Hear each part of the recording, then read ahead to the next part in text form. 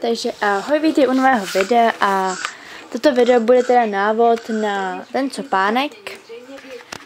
Takže první si koně pořádně rozčešeme. Pak si rozdělíme jeho hřívu na 3 díly, tak jako kdybyste pletli normální copánek.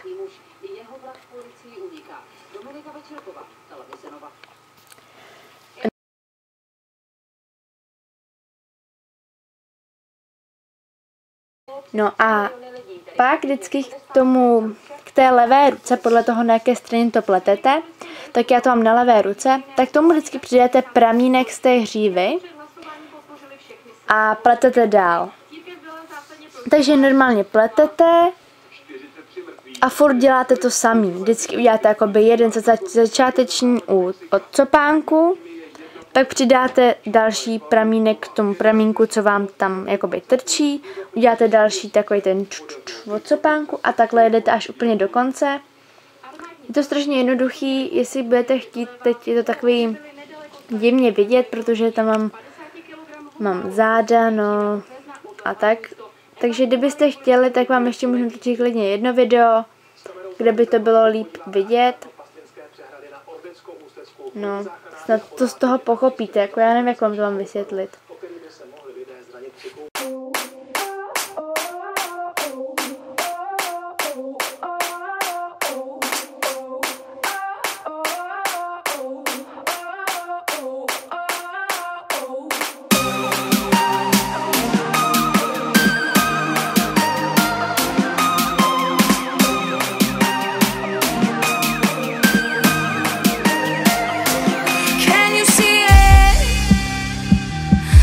Is over. The monsters in my head are scared of love. Funny people,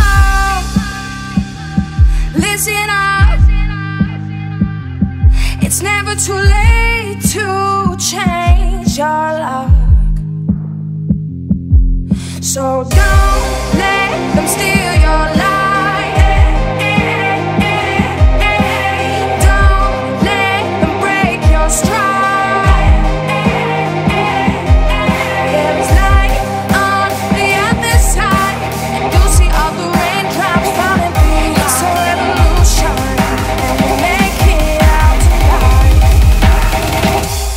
It's a revolution.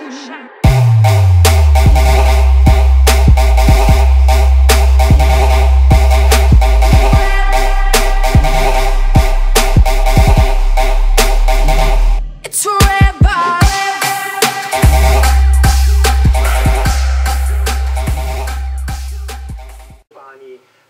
A tady už je konečná verze, jak to má vypadat. Takže čauky.